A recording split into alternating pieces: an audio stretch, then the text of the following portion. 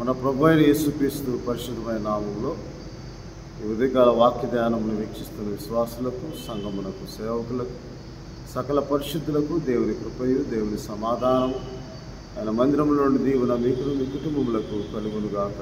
ఆమేన్. ఉదయకాల వాక్య ధ్యానము కీర్తనల గ్రంథము 145వ అధ్యాయము 18వ వచనము 19వ వచనము ధ్యానం చేసుకుందాం.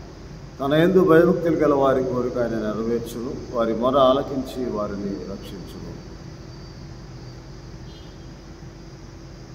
భక్తుడైన దావీదు యొక్క స్తుతి కీర్తన 145వ అధ్యాయం.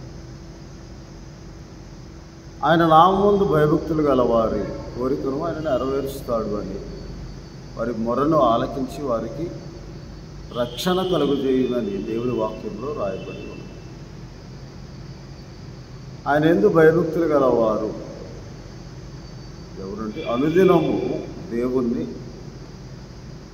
స్తుతించేవారు. 2వ వచనంలో రాయబడి ఆయన నామమును ఘనపరచువారు, ఆయన మహాత్మ్యము గూర్చి ఎరిగినవారు, ఆయన నామమునకు మహిమా ప్రభావములు ఆరోపించేవారు. అన్నిటికంటే ముఖ్యంగా దేవుని నామం ముందు విశ్వాసం ఉంచి ఆయన కృతజ్ఞతాస్తుతులు చెల్లించేవారు.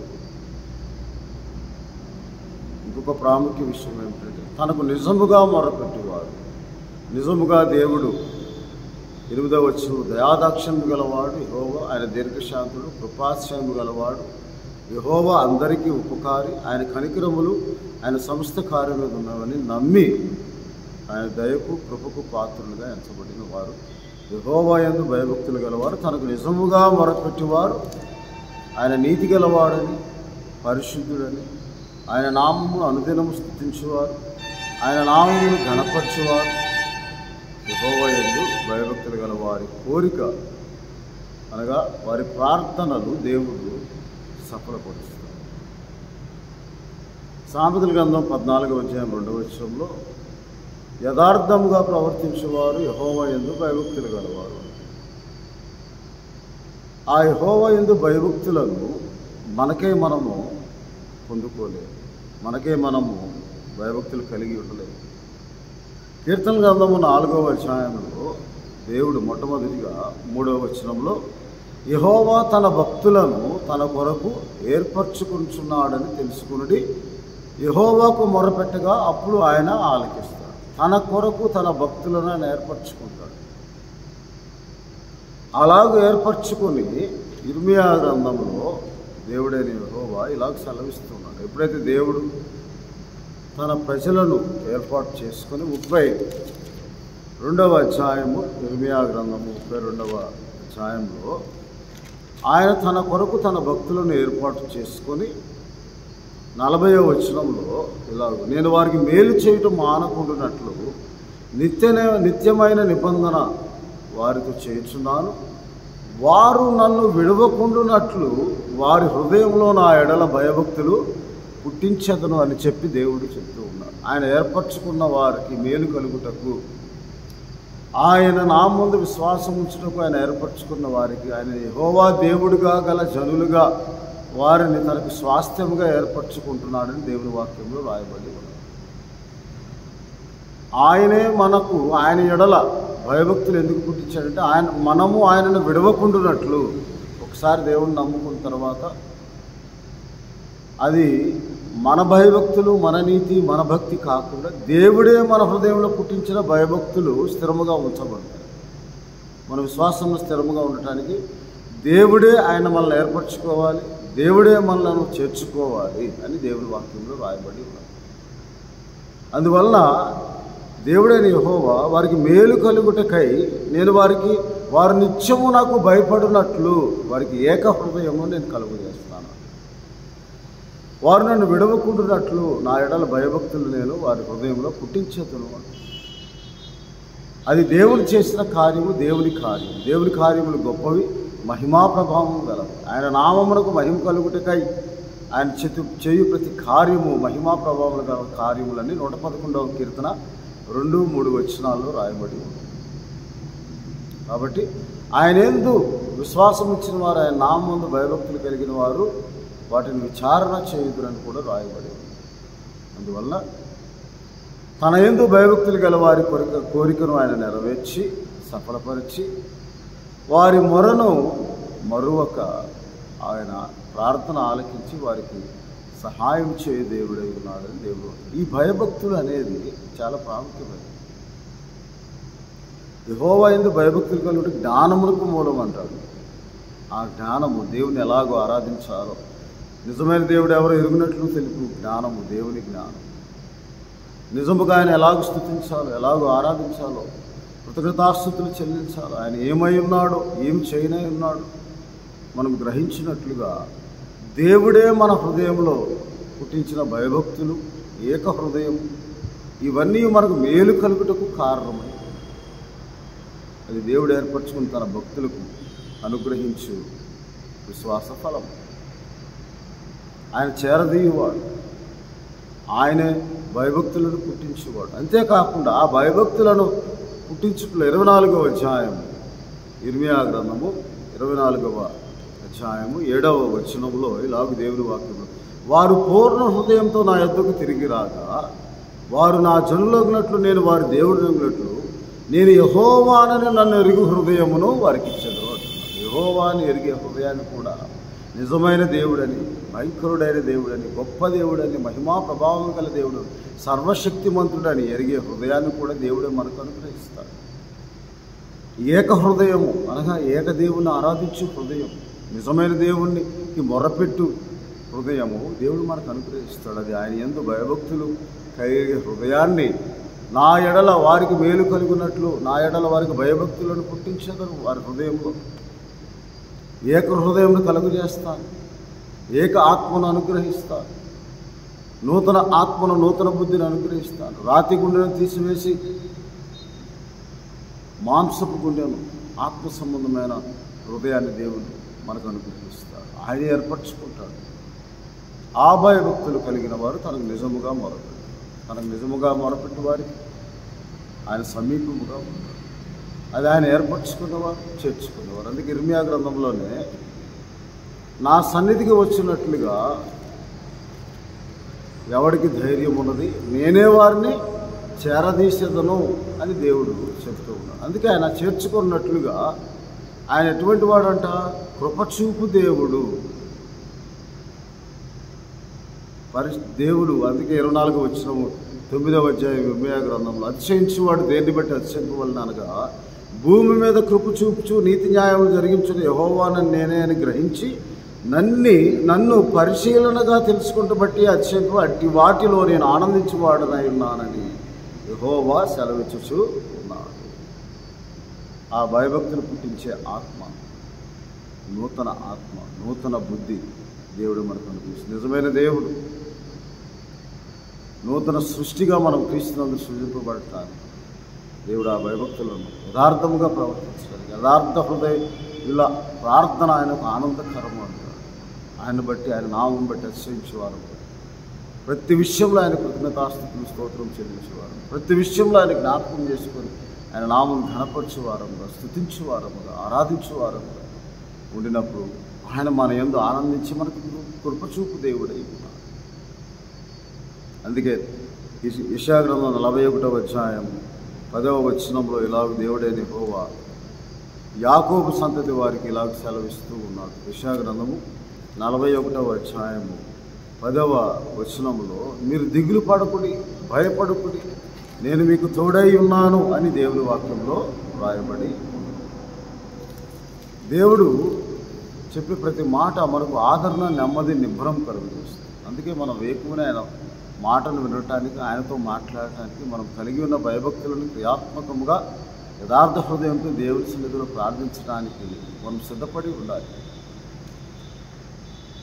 నీతో నేను చెప్పి ఉన్నాను, నీకు తోడై ఉన్నాను, భయపడకుము, నేను నీ దేవుడినై ఉన్నాను, దిగులు పడకుము, నేను నిన్ను బలపరుతును, నీకు సహాయం చేయవాడు నేనే, నీతి అనున్న దక్షిణాస్తంతో నేను ఆదుకుందును అని దేవుని వాక్యంలో రాయబడి. ఆయనే మన విమోచకుడు, సజీవుడనే యెహోవా దేవుడు. ఆ భయభక్తులు గల వారి కోరిక ఆయన సఫలపరుస్తారు. ఆ భయభక్తులు గల వారి కోరిక ఎలా సఫలపరుస్తారు? మొట్టమొదటిగా కీర్తన 20వ అధ్యాయంలో సియోన్లో నుండి నేను ఆదుకుంటా. సియోన్లో ఆయన ఆలయం ఉన్నది. 132వ కీర్తనలు అంటాడు, సియోను నువ్వు ఆయన కోరుకొని ఉన్నాడు, ఆయన నివాస స్థలముగా ఉండటకు ఆయన కోరుకొని ఉన్నాడు. 76వ కీర్తన 1వ వచనములో సియోన్లో ఆయన ఆలయం ఉన్నది. ఆ ఆలయంలో ఉండి తను నా ప్రార్థన ఆలకించాడని కీర్తనల గ్రంథంలో మనం చదువు 32వ అధ్యాయంలో నా శ్రమలో దేవుడికి మొరపెట్టి 6వ వచనం ఆయన ఆలయంలో ఉండి ఆయన తను నా ప్రార్థన ఆలకించాడు. సియోన్లో నిన్ను ఆదుకుంటాడు దేవుడు. ఎప్పుడు నీవు ఆయన అనుదినము స్తుతించినప్పుడు, అనుదినము ఘనపరిచినప్పుడు, అప్పుడు ఆయన అనుదినము నీ భారము వహించి నీవు నీ చింతా యావత్ ఆయన మీద వేసినప్పుడు, మోపినప్పుడు నీ కోరికను నీ ప్రార్థనను ఆయన సఫలపరచు దేవుడై ఉన్నాడు. అలాగే మనం ఆయన నామందు భయభక్తిని కలిగి ఆయన వాక్యమును హత్తుకొని జీవమును కోరుకుండా అంటాడు. ద్వితీయోపదేశకాండం 30వ అధ్యాయం 19-20 వచనాలు. నీ ప్రాణమునకు మూలమైన నీ దీర్ఘాయుష్కు మూలమైన యెహోవాను ఆయన వాక్యమును హత్తుకొని జీవము ఆయన వాక్యమును హత్తుకొనుట ద్వారా మనం నేటి వరకు సజీవులమై ఉన్నాము. ద్వితీయోపదేశకాండం 4వ అధ్యాయంలో రాయబడి. అటువంటి దేవుడు నిజమైన దేవుడు, గొప్ప దేవుడు మనకు తోడు. భయపడకము దిగులు పడకము అనేక మార్లు ఆయన యందు భయభక్తులు గలవారు. యెహోవా యందు భయభక్తులు గలవారి కోరికను సఫలపరుస్తాడు, నెరవేరుస్తాడు. నీ కోరిక యావత్తు సిద్ధింపజేస్తాడు, నీ ప్రార్థన ఆలకిస్తాడు, సియోన్లో నుండి ఆదుకుంటాడు, పరిశుద్ధ స్థలంలో నీకు సహాయం దయచేస్తాడు, నీ నైవేద్యంలో అంగీకరిస్తాడు. నీ ప్రార్థన సఫలపరిచే దేవుడు మనకు తోడుగా ఉన్నాడు. ఎవరికి యాకోబు దేవుడు సహాయుడు అందులోవాడు. కీర్తన 143. ఆయన మాట తప్పని దేవుడు, వాగ్దానం నెరవేర్చు దేవుడు, నిర్మించు దేవుడు, స్థిరపరచు దేవుడు. నీకు నాకు తోడై ఉన్నాడు. మనం ఆశ్రయించినప్పుడు మనం సంతోషం ఆనందం పొందుతాం. కీర్తన గ్రంథం 5వ అధ్యాయం 11వ వచనం, యెహోవా నిన్ను ఆశ్రయించేవారు నీవే కాపాడుదు వరకు నిత్యం ఆనందధ్వని చేయదు. కాబట్టి మనము ఆయన ఏర్పరచుకున్న జనాంగంలో ఆయన స్వాస్థ్యముగా మనం ఉండినప్పుడు, యెహోవా దేవుడిగా గల జనులుగా ఉండినప్పుడు మనం వర్ధిల్లుతామని దేవుని వాక్యంలో రాయబడింది. ఆయన వాక్యమును ఆధారం చేసుకొని ఆయన వాక్యం మంది విశ్వాసం ఉంచి ఆయన నామందు విశ్వాసం ఉంచి అనుదినము ఆయన స్తుతించేవారముగా, దానియేలు వలె అనుదినము ముమ్మారు ప్రార్థించేవారు, దావీదు వలె అనుదినము 7 మార్లు నేను ప్రార్థన చేస్తున్నానయ్యా అని చెప్పిన మాట ప్రకారం యెహోవా ధర్మశాస్త్రమును ఆనందించుచు దివారాత్రులు ధ్యానించేవాడు దేవుడు అని దేవుని వాక్యంలో రాయబడింది. ఆనందం సంతోషం మనం పొందుకోవాలి. అనుదినం ఆయన స్తుతించేవారు, అనుదినం ఆయన ప్రార్థించేవారు, ఆయన యందు భయభక్తులు కలిగి ఉండి విడువక ఉండినప్పుడు ఆయన మనల్ని వదలక విడువక ఎడబాయ కాపాడు దేవుడు, సంరక్షించు దేవుడు, పోషించు దేవుడై ఉన్నాడు. ప్రతి అవసరతలో మనం దేవునికి జ్ఞాపకం చేసుకుని ప్రార్థన చేసినప్పుడు మన దేవుడు మనకు సమీపంగా ఉంటాడు, ఆదుకుని దేవుడు అని దేవుడి వాక్యంలో రాయబడింది. కాబట్టి ఆయన మనం పిలిచాడు, ఏర్పరచుకున్నాడు, చేర్చుకుని నీ ఆవరణము నివసించినట్టు, నీ పరిశుద్ధ ఆవరణం నివసించి నీవు ఏర్పరచుకొని చేర్చుకుని వాడు ధన్యుడని కీర్తన గ్రంథం 65వ అధ్యాయం 4వ వచనంలో రాయబడిన ప్రకారం ఆ ఏర్పరచబడిన చేర్చుకొనబడిన పిలువబడిన జనాంగములు, సంఘములు, సమాజంలో మనం ఉండినట్లుగా ఆయన యందు భయభక్తులు కలిగి ఆయన పుట్టించిన మన హృదయంలో పుట్టిన భయభక్తులను ఆయన ఎరిగే హృదయాన్ని మనం కలిగి ప్రతినిత్యము నూతన ఆత్మను, నూతన బుద్ధిని కలిగి ఆయన నామం స్మరించుకుంటూ ఆయన నామం స్తుతిస్తూ అనుదినము మనం ప్రార్థించేవారుగా ఆయన స్తుతించేవారు ఉన్నప్పుడు ఆయన మనకు మేలు చేయువాడై ఉన్నాడు. సమస్తము సమకూడి తన ప్రజల కొరకు ఆయన మేలు చేయుటకు ఎల్లప్పుడూ సిద్ధంగా ఉన్నాడు. అది దాచి ఉంచిన మేలు, సిద్ధపరిచిన మేలుగా దేవుడు మనకు అనుగ్రహిస్తానికి ఈరోజు దేవుడు మనకు ఆయన వాక్యం ద్వారా బోధిస్తుంది. అందువల్ల ప్రతి విషయంలో దేవుని జ్ఞాపకం చేసుకుని, ప్రతి అవసరతలో మనం దేవుని జ్ఞాపకం చేసుకుని బలిపీఠం కట్టి మోకాళ్ళు ప్రార్థించి దేవుణ్ణి స్తుతించి ఘనపరిచి ఆయన నామమును కొనియాడి ఆయన నామమును ఆశ్రయించి ఆయన మన హృదయంలో పుట్టించిన ఏక హృదయముతో కూడిన భయభక్తులతో కూడిన ఆత్మీయ ధ్యానములు మనం చేసినప్పుడు దేవుడు తప్పక మనకు సహాయం చేయ దేవుడై ఉన్నాడు. అటువంటి ప్రార్థన మనం చేయనట్లుగా మీ కోరిక యావత్తు సిద్ధపరిచేసి, మీ ఆలోచన యావత్తు సఫలపరిచి, మీ ప్రార్థన సఫలపరిచి, సియోనులో ఆదుకొని పరిశుద్ధ స్థలంలో మీకు సహాయం దయచేయునుగాక. ప్రభువానికి స్తోత్రాలు తండ్రి. మీ వాక్యం పరుస్తుంది. మీ నామందు భయభక్తులు కలిగి ఉండే హృదయాన్ని మీరు మాకు పుట్టిస్తారు. మీ సన్నిధిలో ఉండినట్లుగా మీరు మమ్మల్ని చేర్చుకుంటారు. మీ భక్తులుగా మమ్మల్ని ఏర్పరచుకుంటారని ప్రభా ఉదయకాల సమయం ప్రతి ఒక్కరు గ్రహించి మీ నామమునందు భయభక్తులు కలిగి అనుదినము మీకు ప్రార్థించి, మీ నామను స్తుతించి, మీ నామమును కొనియాడి, మీ నామమును ఘనపరచి, మీ నామమును ఆశ్రయించి, మీ నామమును బట్టి అతిశయించి ప్రతి ఒక్కరూ ప్రార్థనాపూర్వకంగా మీరు వారి కొరకు సిద్ధపరిచి దాచించిన మీరు పొందుకున్నట్లు అనుదినము మిమ్మల్ని ఆశ్రయించేవారుగా, ప్రార్థించేవారుగా ఉండినప్పుడు మీ వారి కోరిక యావత్తు సఫలపరిచి దేవుడు వై ఉన్నావు. సమస్తం సమకూడి మాకు మేలు చేయి దేవుడు వై ఉన్నావు. ఆశీర్వదించు దేవుడు వై, దీవించు దేవుడు వై ఉన్నావు. మీ నామం స్తుతులు స్తోత్రాలు చెల్లిస్తూ ఈ వీడియో ద్వారా వీక్షిస్తున్న ప్రతి ఒక్కరి కుటుంబాన్ని, వారి అవసరతలను బట్టి, వారి ప్రార్థనలను మీరు ఆలకించి, అంగీకరించి, సహాయం చేసి మా విశ్వాసం వృద్ధి పొందించమని మా ప్రభువును మా రక్షకుడైన యేసుక్రీస్తు వారి పరిశుద్ధమైన నామం మీకు నిజముగా మొరపెట్టి వారందరి ప్రార్థన ఆలకించి సహాయం దయచేసి దీవించమని ప్రార్థన చేయించున్నాను తండ్రి. అవును, మన తండ్రి అయిన దేవుని ప్రేమ, ప్రభువును రక్షకుడైన యేసుక్రీస్తు వారి కృప, పరిశుద్ధాత్మని చాదర అన్యోన్య సహవాసము ఇది మొదలుకొని మీ ప్రార్థనలను దేవుడు సఫలపరిచి మిమ్మలను, మీ కుటుంబములను దీవించి, మీ అవసరతలను దేవుడు తీర్చి ఆత్మీయ అభివృద్ధి, విశ్వాస అభివృద్ధి, అనుదిన ఆశీర్వాదం దయచేయునుగాక. ఆమేన్. దేవుడు మిమ్మల్ని దీవించునుగాక.